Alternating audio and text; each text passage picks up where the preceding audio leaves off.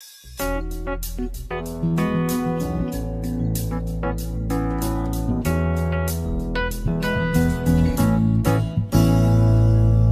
continuons nos ordonnances lévitiques. Nous sommes à l'ordonnance 491.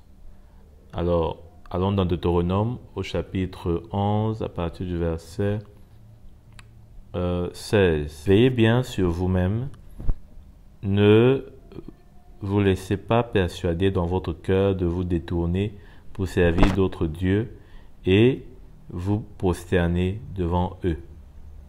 Donc ça c'était une sorte d'avertissement.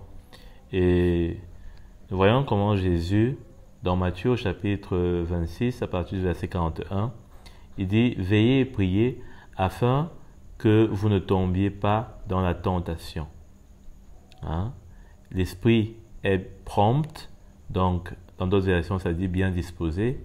Donc ça parle là d'une promptitude, d'un éveil, mais la chair est faible. Donc la chair, elle est, disons que lourde, elle est sans discernement, elle est sans volonté de se soumettre à Dieu. Au contraire, dans la tentation, elle veut se soumettre pour faire, n'est-ce pas, ce qu'il y a en elle, c'est-à-dire des désirs et des passions. Et donc, il faut veiller et prier. Donc, ça parle vraiment d'une attitude dans laquelle nous sommes en alerte. Et aussi, l'apôtre Paul, je pense bien, le rappelle à Timothée, dans 1 Timothée, à partir du chapitre 4, au verset 16, il dit « Veille sur toi-même et sur ton enseignement. Préserve dans ces choses, persévère dans ces choses, car en agissant ainsi, tu te sauveras toi-même et tu sauveras ceux qui t'écoutent. » Donc on voit qu'il y a, n'est-ce pas, une attitude qu'on doit avoir.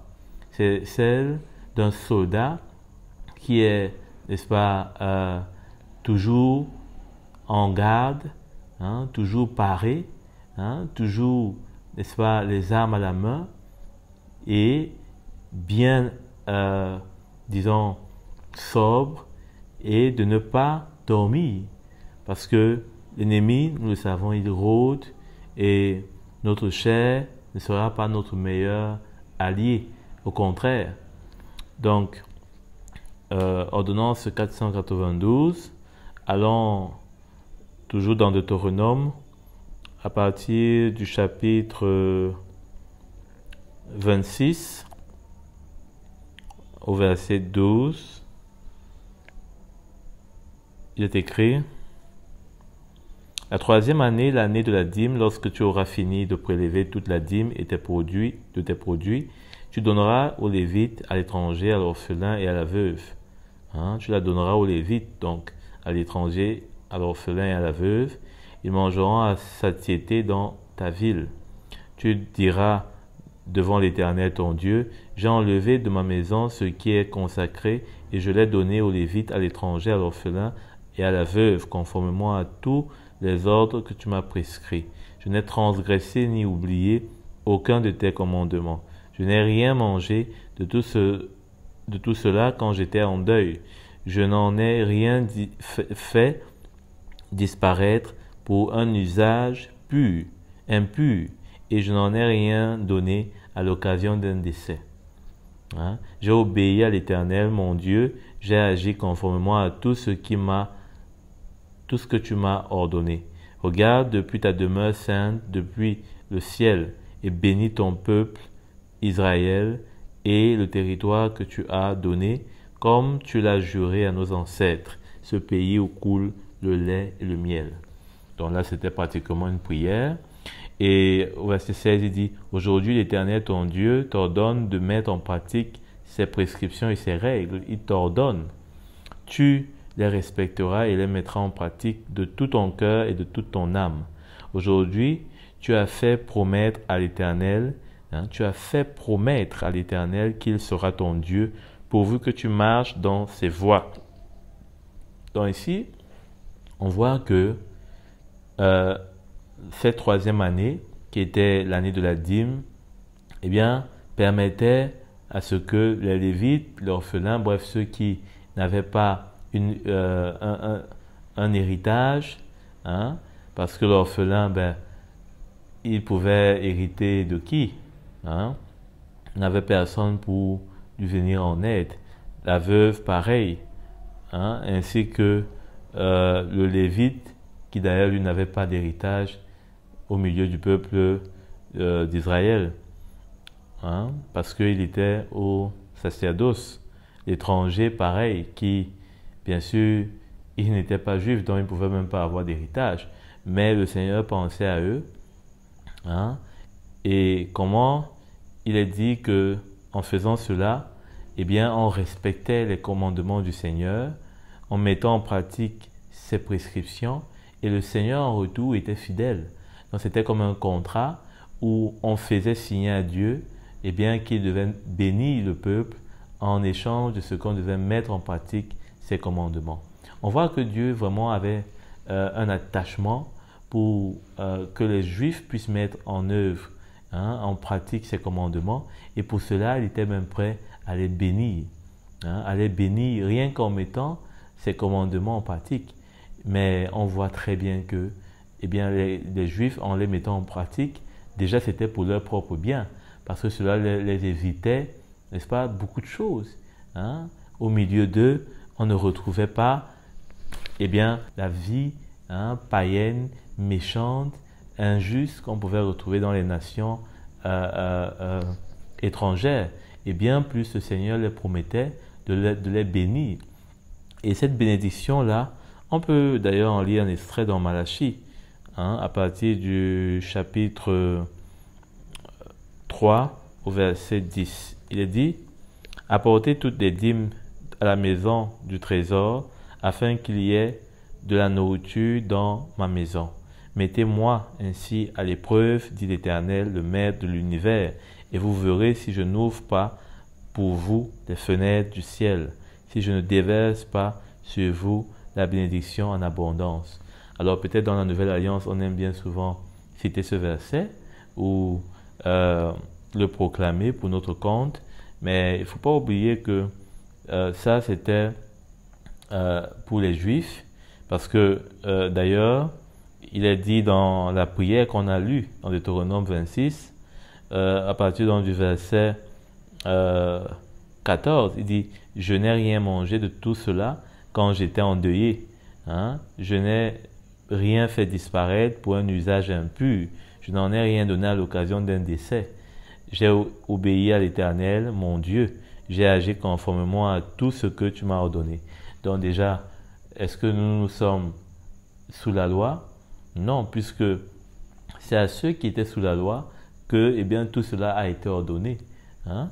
Nous, ces choses ne nous ont pas été ordonnées. Donc on ne peut pas essayer de mettre une loi qui n'est pas pour nous. Hein? Quand il est dit par exemple qu'il n'a rien enlevé à l'occasion d'un décès, vous voyez que c'est vraiment ce que Jésus leur reprochait. Hein? C'est-à-dire qu'on préférait donner par exemple pour une dîme et ne pas venir en aide par exemple à celui qui est dans le besoin.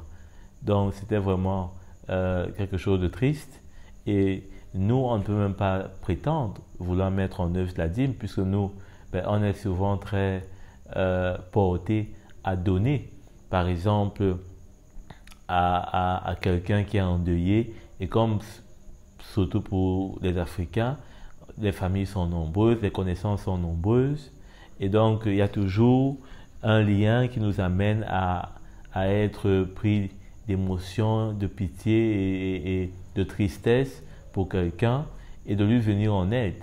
Or, en enlevant dans ce que nous avons, si on se met sous le régime de la loi, on fait mal, parce que eh bien, ce qu'on a, dans ce qu'on a, eh bien, c'est là-dedans qu'on doit puiser, n'est-ce pas, toutes les dîmes.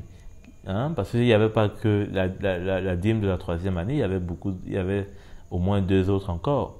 Mais cette dîme-là est une dîme qui devait être prélevée. Et donc, si on enlevait pour venir en aide à quelqu'un, par exemple, qui était endeuillé, eh bien, ça serait réduit en quelque sorte même la dîme qu'on va amener devant Dieu. Parce que si on a si on a 10, je sais pas moi, 10 pièces et qu'il faut enlever une pièce pour la dîme, bien, si avant, par exemple, même d'enlever ce dixième, ben, on enlève, c'est pas moi, 2 pièces pour donner à quelqu'un qui est endeuillé, eh bien, on a diminué, on a diminué, disons, le pourcent, on a diminué la valeur de la dîme.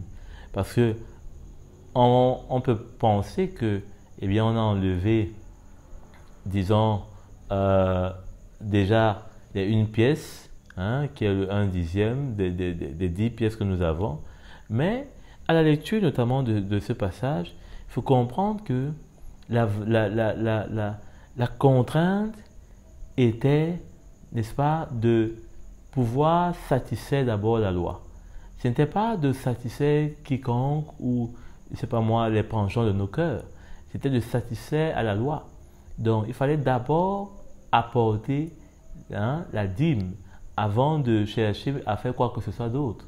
Donc, c'est pourquoi ici, cette personne dit qu'elle n'a pas enlevé quoi que ce soit à l'occasion d'un décès. Donc, elle n'a pas privilégié quoi que ce soit pour ne pas donner sa dîme.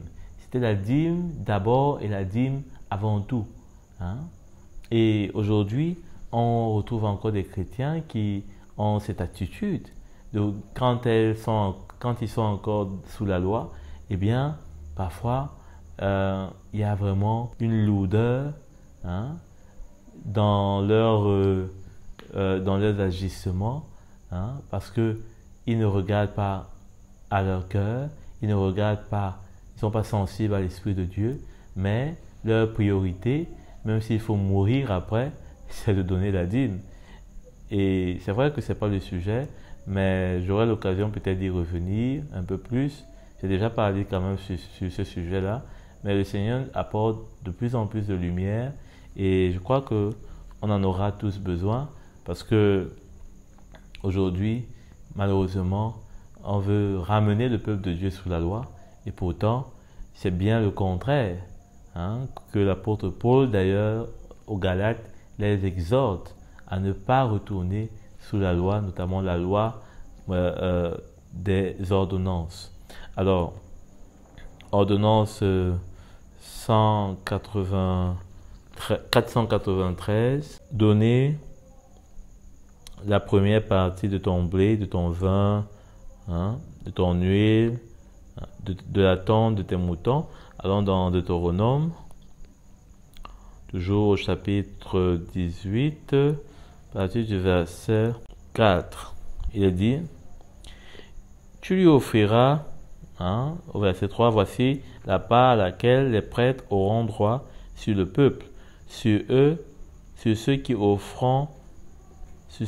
offriront un sacrifice, un bœuf ou un agneau.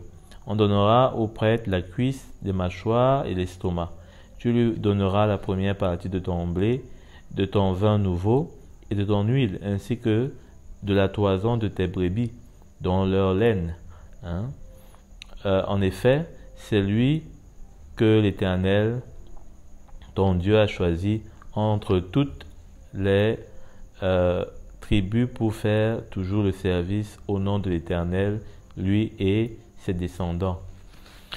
Donc, nous comprenons d'ailleurs pourquoi est-ce que le Seigneur, notamment dans Jérémie et même dans Ézéchiel, fait des remontrances aux bergers d'Israël, aux pasteurs d'Israël, parce qu'ils se sont, n'est-ce pas, plus inquiétés, ils ont plus mis, n'est-ce pas, leur recherche dans les toisons des moutons qui étaient offerts, c'est ce qu'ils ont plus recherché.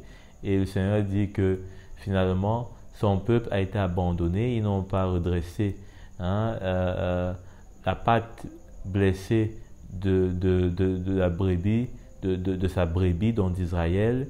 Ils n'ont pas pris soin avec tendresse de ces brebis. Ils se sont servis d'elles en prenant leur lait et leur laine. Donc, ici, de quoi est-ce qu'il s'agit? Il s'agit simplement de voir que le Seigneur prend soin de ses serviteurs. Le Seigneur prend soin de ses serviteurs, on a déjà parlé de ça. Et donc, en leur donnant la cuisse, où il y a plus de chair, la mâchoire où il y a aussi de la chair, l'estomac qui est rempli, ça montre que le Seigneur voulait prendre soin de ses serviteurs, pas seulement sur des aspects, je ne sais pas comment dirais-je, dans tous les aspects possibles. Et ici, en l'occurrence, c'est sur le point physique et matériel. Donc, c'est un Dieu qui est vraiment fidèle. Et c'est pourquoi l'apôtre Paul dit ceci par exemple.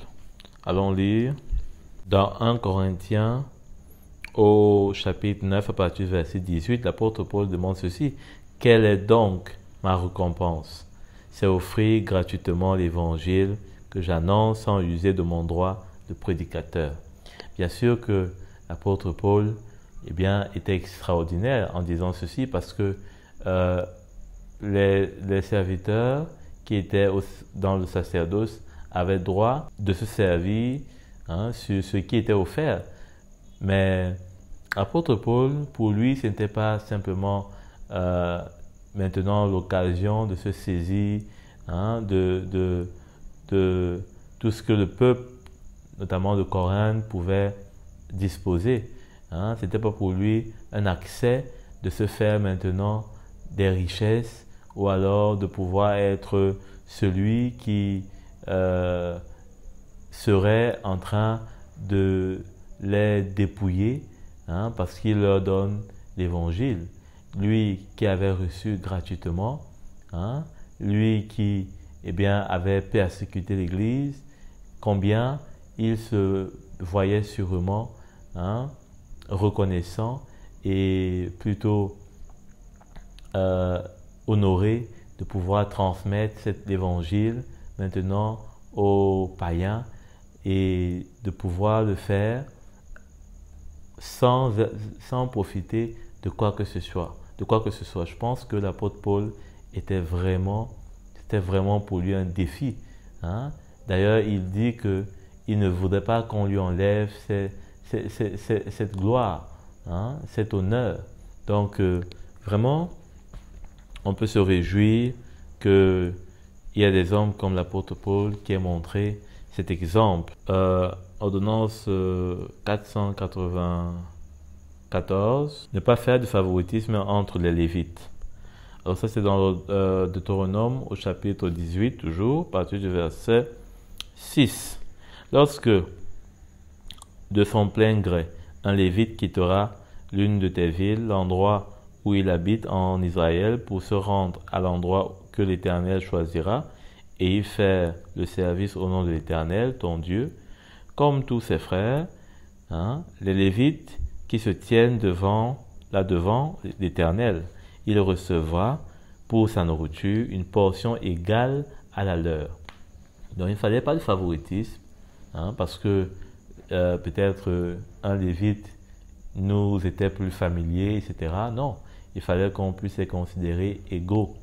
Alors, nous voyons très bien comment est-ce que l'apôtre Paul en parle, notamment lorsque les Corinthiens ont manifesté cette attitude, par exemple, où ils ont commencé à faire des préférences entre les serviteurs qui étaient pourtant tous dédiés pour eux.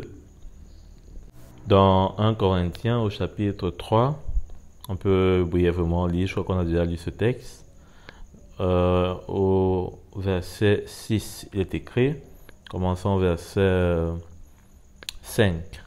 Qui est donc Apollos et qui est Paul? Ce sont des serviteurs par le moyen desquels vous avez cru, conformément à ce que le Seigneur a accordé à chacun. J'ai planté, Apollos a arrosé, mais c'est Dieu qui fait grandir ainsi. Ce n'est pas celui qui plante ni celui qui arrose qui compte, mais Dieu qui donne la croissance. Celui qui plante et celui qui arrose sont égaux. Vous voyez? Et chacun recevra sa propre récompense en fonction de son propre travail. Vous voyez? C'est comme si c'était un copier-coller que l'apôtre Paul fait avec ce texte de Deutéronome. Au verset 1, il dit, pour ma part, frères et sœurs, je n'ai pas vu pour vous. Je n'ai pas vu pour vous comme à des personnes dirigées par l'esprit, mais comme à des personnes dirigées par leur propre nature, comme à des petits enfants en Christ. Je vous ai donné du lait, non de la nourriture solide, car vous ne pouviez pas la supporter. D'ailleurs, même maintenant, vous ne le pouviez pas, parce que vous êtes encore animés par votre nature. En effet, puisqu'il y a parmi vous de la jalousie, des disputes, des divisions, vous n'êtes pas dirigés par votre nature propre. Et ne vous conduisez pas, n'êtes-vous pas dirigés par votre nature propre, et ne vous conduisez-vous pas d'une manière toute humaine? Quand l'un dit, moi, je me rattache à Paul, et l'autre, moi, à Apollos, n'êtes-vous pas animés par votre nature? Donc l'apôtre Paul montre ici que vraiment, il ne comprenait pas que, comme au verset 9, il dit en effet, nous sommes ouvriers avec Dieu. Vous êtes le champ de Dieu, la construction de Dieu. Donc, ils sont ouvriers et le peuple de Corinthe notamment était une des parcelles de ce champ. Et donc, ils travaillaient tous pour cette parcelle. C'est pourquoi il faut vraiment faire attention à cet esprit-là où on commence à faire nos choix, nos préférences. Parfois, on peut ne même pas savoir qu'on est en train de le faire. Il suffit simplement qu'on commence à suivre peut-être quelqu'un qui a plus de charisme, peut-être au milieu des serviteurs de Dieu, quelqu'un peut-être qui nous est plus familier, peut-être parce qu'on a, je ne sais pas moi, un lien de quelconque même. Donc, on doit vraiment bannir cela, parce que cela ne nous met pas à disposition de pouvoir recevoir ce que le Seigneur a pour nous. Et donc, on continue. Ordonnance 495. Ne pas endurcir son cœur à la veille de la 7e année. Allons voir ça. C'est vrai qu'on a déjà vu l'année sabbatique, mais allons revoir quelques points, notamment, vous savez que Deutéronome est bien sûr à quelques points souvent identiques, mais porte aussi une certaine lumière un peu plus différente.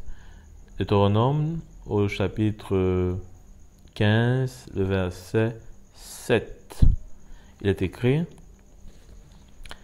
s'il y a chez toi parmi tes frères et dans l'une de tes villes un pauvre dans le pays, on a déjà parlé de ça, que l'Éternel ton Dieu te donne, tu n'endurciras pas ton cœur et tu ne fermeras pas ta main devant ton frère pauvre. Donc c'est Dieu qui te donne ce frère pauvre. Donc aujourd'hui, par exemple, on peut avoir des personnes qui sont démunies, qui n'ont pas de moyens ou suffisamment ou je ne sais pas moi quoi. Et parfois, l'attitude qu'on peut avoir facilement, c'est de fuir ces personnes, c'est de ne pas vouloir même le contact avec ces personnes. C'est, vous savez, parfois, ceux qui ont des moyens essaient par réflexe de se familiariser et de chercher ceux qui ont aussi des moyens, parce que forcément, il n'y aura pas de demande sur elles, etc. Mais le Seigneur ici ne voulait pas de cette attitude. Il dit, verset 8, au contraire, tu lui ouvriras ta main et tu lui prêteras de quoi pourvoir à ses besoins. Veille bien à ne pas te montrer assez méchant pour dire dans ton cœur, la 7e année, l'année de la remise des dettes approche. Veille bien à ne pas avoir un regard mauvais envers ton frère pauvre, au point de ne rien lui donner. Par exemple, le juger, voir en lui quelqu'un qui n'est pas assez travailleur, ou je sais pas moi, qui paraisse, ou Bref, trouver toutes sortes d'arguments pour ne pas venir en aide à ce frère. Et combien parfois cela peut nous arriver. Et le Seigneur dit, il appelle ça un regard méchant. Hein? Et c'est comme si on est sur notre hauteur et finalement, celui qui est pauvre, eh bien, nous est comme à mépris. Hein? Et cela me rappelle d'ailleurs un texte de la... Hein, parce que le Seigneur dit bien, veille à ne pas être méchant. Hein, au verset 10, il dit, donne-lui et que ton cœur ne rechigne pas à le faire. Car à cause de cela, l'Éternel, ton Dieu, te bénira dans tous tes travaux et dans toutes tes entreprises. Vous voyez cette promesse? Hein, c'est rare de voir des passages notamment où le Seigneur, non seulement il donne le commandement, mais il donne aussi la bénédiction. Mais combien de fois, eh bien, on peut passer à côté des bénédictions parce que, eh bien, on n'a pas voulu mettre en œuvre le commandement parce que notre cœur était mauvais, parce que notre cœur n'était pas droit. Et on trouve plutôt une autre façon de passer à côté. Et après, on va se plaindre qu'on n'est pas béni. On va se plaindre que le Seigneur ne nous visite pas. Et pourtant, c'est nous qui n'ouvrons pas la porte pour qu'il entre et qu'il soupe avec nous. Hein? Il y a tellement de joie à donner qu'à recevoir, c'est que la parole de Dieu nous dit. Et combien, hein, parfois même, ne serait-ce que la joie, hein, sur ce point-là, on peut en manquer parce que simplement notre cœur n'est pas prêt à donner, hein, à laisser entrer la joie. Dans 1 Jean, hein, il est écrit, si quelqu'un possédant les biens du monde et que voyant son frère dans le besoin, il lui ferme ses entrailles, comment l'amour de Dieu demeurera-t-il en lui? Dans l'amour de Dieu pas demeurer en nous lorsqu'on décide de fermer nos entrailles. Autrement dit, lorsqu'on décide de fermer notre cœur, hein, de ne pas être sensible, ça ne veut pas dire qu'on doit répondre à toutes les demandes, on doit être sage, mais parfois cette sagesse-là est plus humaine. Hein. C'est pourquoi l'apôtre Paul pouvait tantôt dire aux Corinthiens qu'ils ont, n'est-ce pas, un entendement qui est humain. Hein, parce que finalement, eh bien, ce n'est pas l'Esprit de Dieu qui avait accès à faire une œuvre dans leur cœur, mais c'était finalement leur propre pensée, leur propre raisonnement, et ils n'arrivaient pas à saisir ce que Dieu avait pour eux. Donc on peut passer à côté, hein, ne pas garder cet amour de Dieu dans notre cœur qui va nous permettre de le louer davantage, de le louer en vérité, de le louer en esprit, parce que finalement, l'amour de Dieu n'est pas dans notre cœur. Si on n'a pas d'amour de Dieu dans notre cœur, comment est-ce qu'on peut prétendre pouvoir louer le Seigneur? Comment est-ce qu'on peut prétendre pouvoir adorer le Seigneur? On ne peut pas. Hein? Mais quand son amour est dans notre cœur, eh bien on pourra l'adorer, hein? On pourra le louer pendant des heures, on pourra le louer en esprit et en vérité, parce que vraiment, il sera en nous et nous serons en lui. Ordonnance 496, racheter les hommes compris dans le dénombrement. Exode au chapitre 30, à partir du verset 14. Tout homme compris dans le dénombrement, c'est-à-dire tout homme âgé de 20 ans et plus, payera le don prélevé pour l'Éternel. Le riche ne payera pas plus et le pauvre pas moins d'une demi-pièce, comme don prélevé pour l'Éternel, afin de racheter leur personne.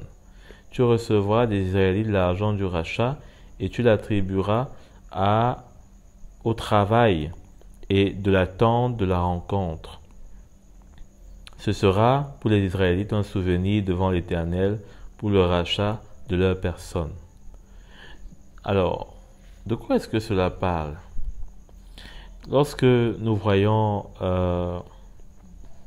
ce texte, pour ma part, ça me rappelle quelque chose de très très important. Alors, allons dans 1 Pierre, chapitre 1, à partir du verset 8. Vous l'aimez sans l'avoir vu, vous croyez en lui sans le voir encore, et vous vous réjouissez d'une joie indescriptible et glorieuse, parce que vous obtenez le salut de votre âme pour prix de votre foi.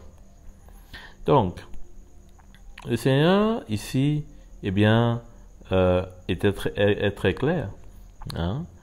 Il dit que on reçoit le salut de notre âme pour prix de notre foi. Eh bien, cela ne veut pas dire que on paye notre salut, mais cela veut dire que, eh bien, pour arriver au salut qui va être bientôt révélé, hein, ce salut qui nous a été donné par grâce au moyen de la foi, eh bien, c'est avec cette même foi que nous allons devoir persévérer jusqu'au bout afin de pouvoir obtenir l'espérance glorieuse, hein, qui nous sera donnée. Hein? Et quand on rentre dans Deutéronome, on voit bien que c'est cela, puisque il est dit que, eh bien, il fallait, hein, que les Israélites âgés de 20 ans et plus, hein, dont c'est déjà un âge où on peut s'engager dans la foi, hein, où on est déjà assez conscient de ce qu'on fait, et quand même, ici, hein, ça montre que, eh bien, on ne peut pas dire que parce qu'on est jeune, hein, on a encore tout le temps, etc. Ici, à 20 ans, les Israélites étaient déjà, c'était un ordre, c'était même pas une demande, c'était un ordre. Hein. Il fallait qu'ils puissent payer le don prélevé, hein, pour l'Éternel. Le don prélevé pour l'Éternel. Le riche ne payera pas plus et le pauvre pas moins d'une demi-pièce. Donc ça veut dire que, hein, nous tous, que ce soit celui qui est riche ou moi dans la maison du Seigneur, que ce soit, je sais pas moi, quiconque qui est dans la foi, hein, eh bien, ce n'est pas parce qu'il aura, c'est pas moi, fait, c'est pas moi, des choses extraordinaires, ou moins, ou c'est pas moi quoi, plus que l'autre, eh bien qu'il va parvenir jusqu'au bout. Hein? Mais il y a un seul prix à payer, hein? C'est le prix de la foi. Hein? C'est le prix de la foi. C'est garder la foi. Hein? C'est garder cette foi-là dans l'enseignement, hein, qui nous était transmis, et de la garder jusqu'au bout. Hein? Donc, la foi est, n'est-ce pas, ce qui va triompher du monde. Et cette foi-là, il fallait que, eh bien, il a dit, et tu l'attribueras au travail de la tente de la rencontre. Hein? Donc, ce travail, hein, cette attribution, hein, il dit, cette attribution du travail de la tente de la rencontre. Hein? Ça parle de comment est-ce que, eh bien, la foi nous met finalement et décidément sur le chemin de la rencontre avec le Seigneur. Hein? Parce que ici, il faut comprendre qu'on était encore dans le cadre de la mise en place de tout ce que le Seigneur voulait pour notamment l'attente de la rencontre. Hein? Puisque plus bas, on va voir comment est-ce que il donne des instructions pour la cuve en bronze, l'huile d'onction et le parfum, etc. Donc, c'était une manière de participer, hein, pour, n'est-ce pas, mettre en place tous les éléments qui devaient les rapprocher de Dieu, hein, les rapprocher de la présence de Dieu, hein, mettre en place tout ce qu'il fallait pour qu'il y ait une communion avec Dieu. Et donc, finalement, nous aussi, c'est par le moyen de la foi que nous sommes mis en communion avec le Seigneur, parce que sans la foi, nul ne peut lui être agréable. Sans la foi, on ne peut pas recevoir de lui. Sans la foi, on ne peut pas croire en lui. Sans la foi, on ne peut pas voir de lui. C'est pourquoi dans Pierre dit que, eh bien, on se réjouit sans l'avoir vu. On croit sans le voir. Encore, sans le voir encore. Donc, il veut parler de voir d'une façon manifeste. Et vous vous réjouissez d'une joie indescriptible et glorieuse. Dans la foi, rappelons-nous que l'apôtre Paul dit que la foi vient de ce qu'on entend. Donc, ce qu'on entend vient de la parole de Christ. Or, n'est-ce pas, la foi est pour ce qu'on ne voit pas. Et l'espérance est ce que la foi voit. Parce que l'espérance n'est pas quelque chose de physique, de visible d'une façon humaine, physique. Et donc là, cela nous met en lien, nous connecte avec, n'est-ce pas, le salut qui sera bientôt révélé. Donc, le prix de cette rencontre, c'est notre foi. C'est notre foi. Donc, voilà ce qu'on pouvait dire par rapport à cela. Ordonnance 497. Donc, il dit que, toujours dans Exode, le riche ne payera pas plus et le pauvre pas moins d'une demi-pièce comme don prélevé pour l'Éternel afin de racheter leur personne. Afin de racheter leur personne, parce qu'ils devaient venir, bien sûr, pour communier. Pour communier avec le Seigneur, pour communier avec sa présence, et n'étant pas dignes de cela, et pour déjà annoncer le rachat qui viendrait par Jésus, qui allait finalement nous donner cet accès au Père, eh bien, de la même façon, aujourd'hui, la foi est pour nous le prix que nous avons à payer afin, n'est-ce pas, de nous rendre. C'est comme si on payait un ticket pour nous déplacer d'un point à un autre.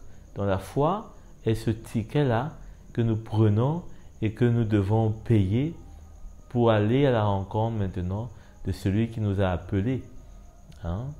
Et c'est ça que ici, déjà à 20 ans, et plus, les Juifs avaient besoin de payer le rachat de leur personne. Donc là, ça parle de ce salut de délivrance, comme j'aime souvent à l'appeler. Ça ne parle pas juste d'être retiré du monde.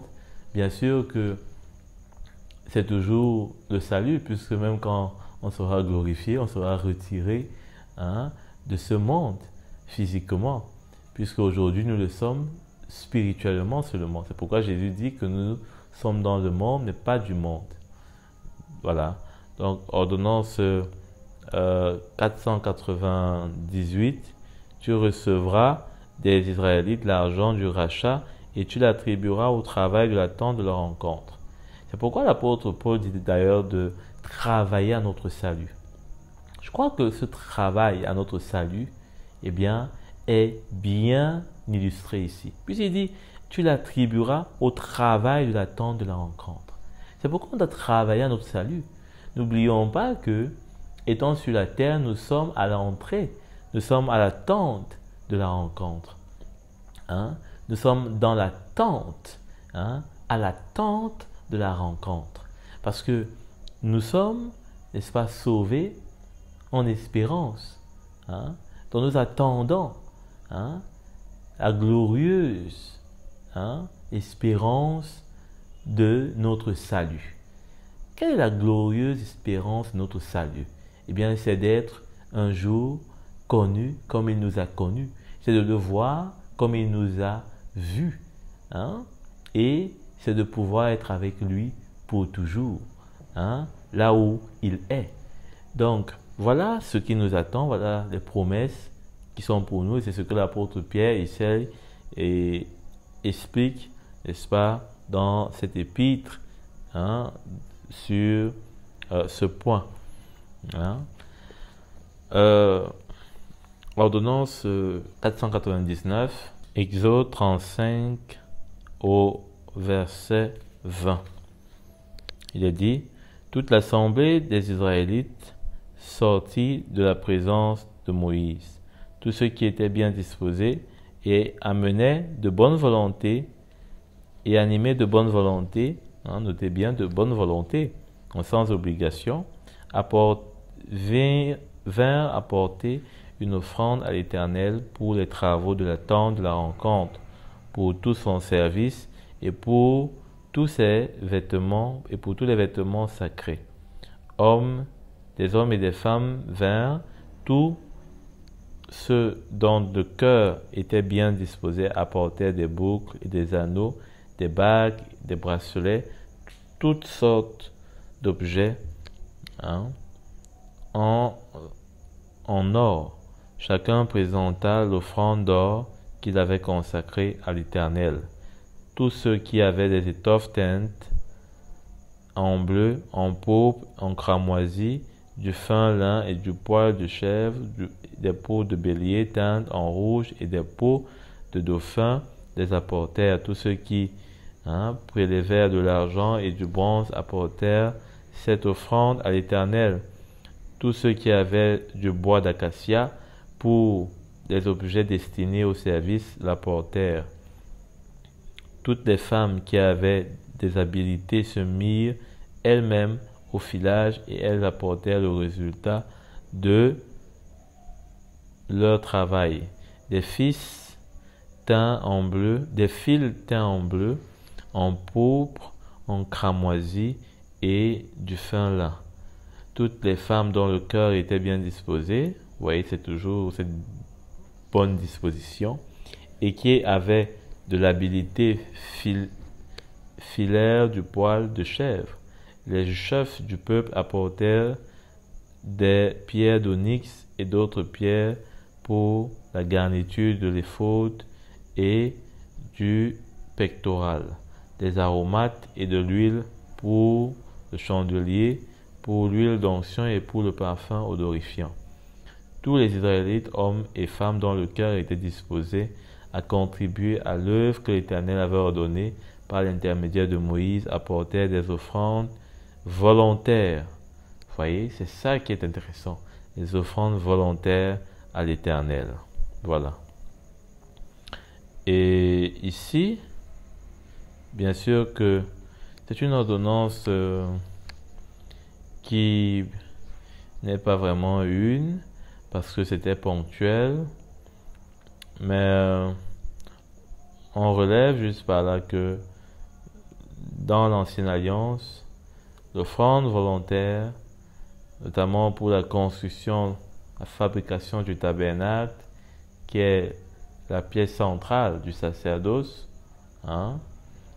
le tabernacle, eh bien, est vraiment quelque chose qui est visible, on l'a lu. Et cela a commencé à partir du verset 4, toujours d'Exode 35. Moïse dit à toute l'assemblée des Israélites: voici ce que l'Éternel a ordonné. Prélevez sur ce qui vous appartient une offrande pour l'Éternel. Toute personne dont le cœur est bien disposé apportera une offrande à l'Éternel, de l'or, de l'argent et du bronze, des étoffes, etc. On a lu ça. Donc, que tous ceux parmi vous qui ont l'habilité, on a vu ça, et c'est ce qu'ils ont fait. Donc, cela montre, cet épisode, que dans l'ancienne alliance, d'ailleurs ce n'est plus une possibilité, c'est un fait avéré, puisque il a existé une offrande volontaire pour, de surcroît, la construction du tabernacle. Ça montre que quoi? Ça montre que, à plus forte raison dans la Nouvelle Alliance, ce qui devrait être chose courante, c'est que l'offrande soit volontaire. C'est qu'il n'y ait rien de forcé, d'imposé par quoi que ce soit. Et que la liberté et la bonne volonté soient à l'œuvre dans les cœurs. Mais bien plus, ça montre que le sacerdoce n'était pas quelque chose qui soit pour écraser les Juifs.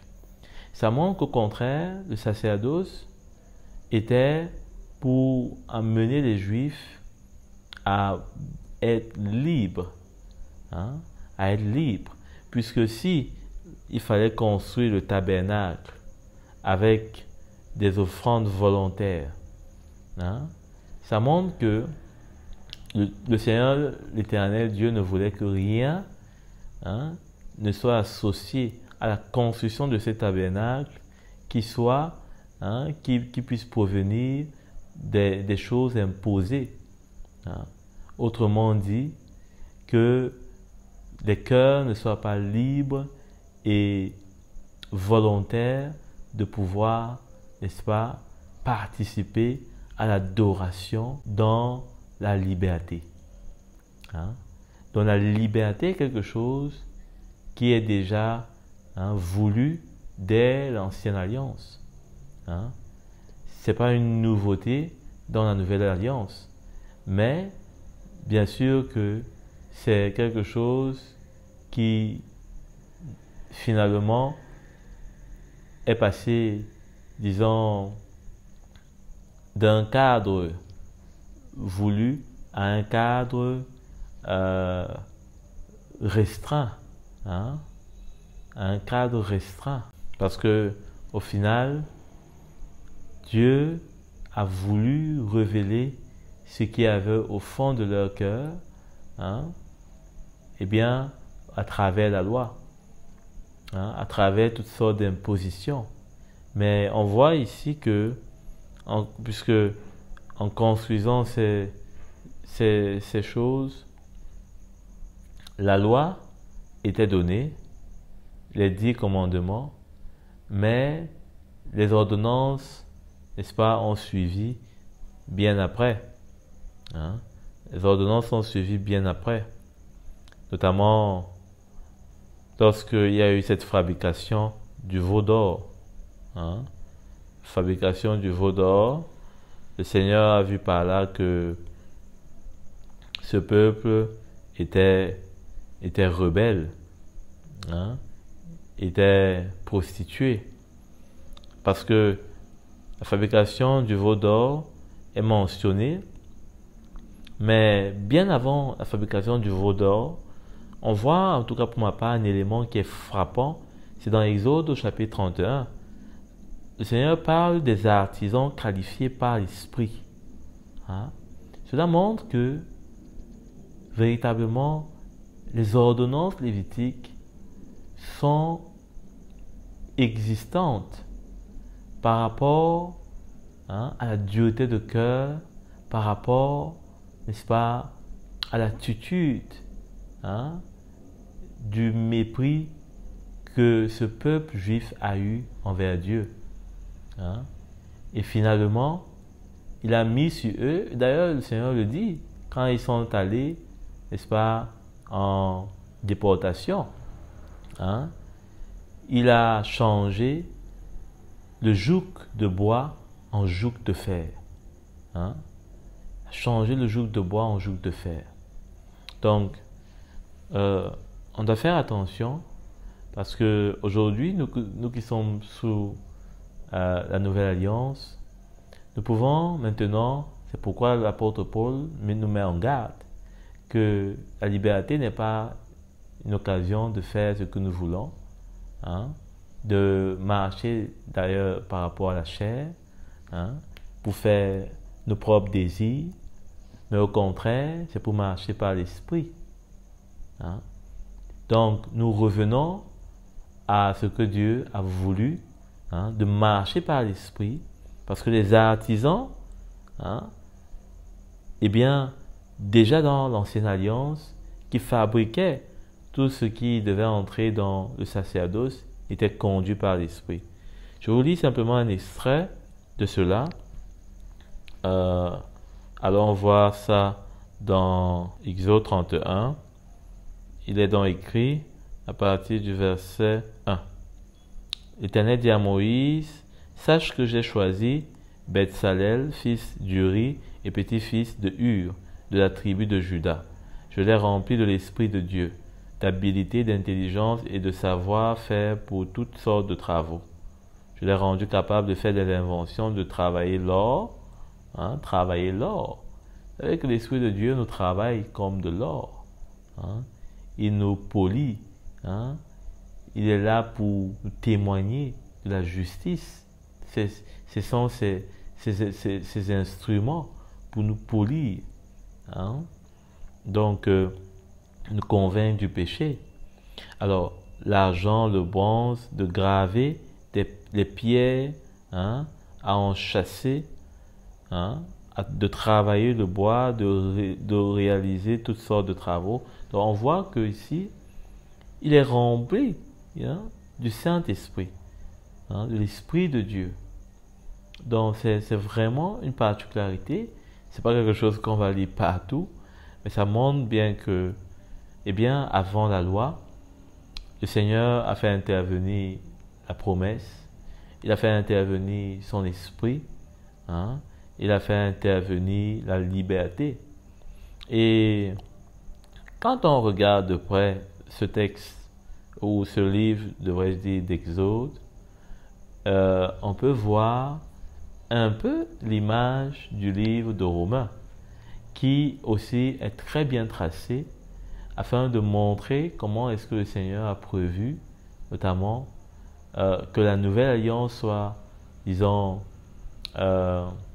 structurée, hein, avec l'apôtre Paul qui parle comment le péché, hein, est entré, comment est-ce qu'il a fait son œuvre, hein, l'état dans lequel nous étions étant pécheurs, hein, comment est-ce que nous avons été sauvés, hein, comment nous avons été rachetés, libérés du péché et du monde, hein, maintenant justifiés, hein, avec la liberté, hein, que nous recevons après l'Esprit de Dieu, hein, par lequel nous avons été adoptés. Donc on voit beaucoup de faisceaux qui, d'une certaine façon, peuvent nous renvoyer au livre d'Exode aussi. Dans Ordonnance toujours 499, puisque l'autre n'était pas vraiment une ordonnance en soi. Dans Nombre, au chapitre 19, verset 11, je ne sais pas si on a déjà lu ce texte, j'en ai bien l'impression. En tout cas, au verset 11, il est dit « Si quelqu'un touche un cadavre, celui d'un être humain, quel qu'il soit, il sera impur pendant 7 jours.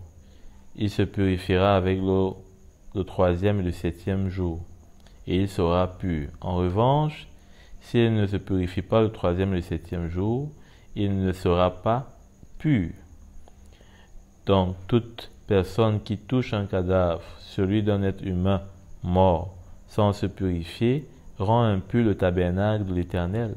Elle sera exclue d'Israël. Comme l'eau de purification n'a pas été versée sur elle, elle est impure et son impureté reste sur elle. Donc, on se rappelle que l'apôtre Jean dit que celui qui dit qu'il n'a pas péché, il fait Dieu menteur. Hein? Mais s'il reconnaît, hein, son péché, eh bien, il sera purifié de tout péché. Et ici, c'est bien un exemple. C'est bien ce que cela traduit. Le problème n'est pas d'avoir été souillé, mais le problème, c'est de n'avoir pas pris l'eau de purification. Et donc, notre péché va rester sur nous. C'est pourquoi on a intérêt à se voir comme Dieu nous voit et d'accepter le témoignage qu'il nous donne. Le témoignage de sa parole, le témoignage de son esprit, le témoignage de notre conscience. Donc, on ne doit pas négliger ces choses parce que, eh bien, le Seigneur permet tout cela pour que nous puissions, quand nous entendons sa parole, quand elle nous parle, quand elle nous reprend, quand elle nous confronte, c'est le Seigneur qui veut nous convaincre. C'est le Seigneur qui veut, n'est-ce pas, nous appeler à la repentance pour nous purifier. Parce que vous savez, c'est une chose que de dire que le Seigneur a tout accompli à la croix, qui nous a pardonné, qui nous a lavé de tout péché. Mais c'est une autre chose qu'est de reconnaître son péché. Qu'est de reconnaître. Parce que le Seigneur nous a pardonné, il a lavé nos péchés, passé, présent, futur. Mais c'est à nous de venir et de recueillir, n'est-ce pas, ce pardon. On ne peut pas pardonner à quelqu'un qui ne reconnaît pas qu'il est en faute. On ne peut pas. On veut, mais on ne peut pas. Parce qu'il ne reconnaît pas. Donc, il n'y a pas de pardon. Le pardon n'est donné qu'à celui qui le demande. Bien sûr, ça ne veut pas dire qu'il faut attendre qu'on nous demande, par exemple, le pardon pour qu'on pardonne. Ça, c'est autre chose. Ça, c'est prendre sa croix. Ça demande de nous de faire ce qu'on a à faire. Mais pour le Seigneur, eh bien, il est mort à la croix. Dans lui, il a pris sa croix. Dans lui, il n'a plus rien à prouver. Il n'a plus rien à démontrer par rapport à ce que lui, il a fait. C'est maintenant à nous de prendre notre croix. Donc, c'est à nous de venir confesser et reconnaître ce que, n'est-ce pas, nous savons de lui, qui est dans la lumière et qui veut nous amener et nous attirer, nous garder avec lui dans la lumière. Donc, il n'y a pas à regarder ceux qui sont autour de nous, mais c'est de considérer ce que lui, il nous dit en nous, par son esprit, et de ne pas traîner avec quoi que ce soit, parce que le pire, ce serait à venir, c'est que nous soyons exclus d'Israël, de son pays. N'oublions pas que les idolâtres, les fornicateurs et tout ce que l'apôtre Paul cite, eh bien, n'hériteront pas le royaume de Dieu. Les menteurs, etc., les ivrognes, toutes ces choses qu'on peut traîner, qu'on peut garder, qu'on peut couvrir, essayer de paraître bien à l'extérieur, et pourtant à l'intérieur, nous savons ce que le Seigneur nous témoigne. Donc, c'est un appel à faire attention. Ordonnance 500, nous y sommes arrivés. Ça veut dire qu'il nous reste encore 116 ordonnances au moins, si on n'a pas plus qu'on va découvrir. Parce que, voyez-vous, il y a bien sûr une appréciation différente de ces ordonnances.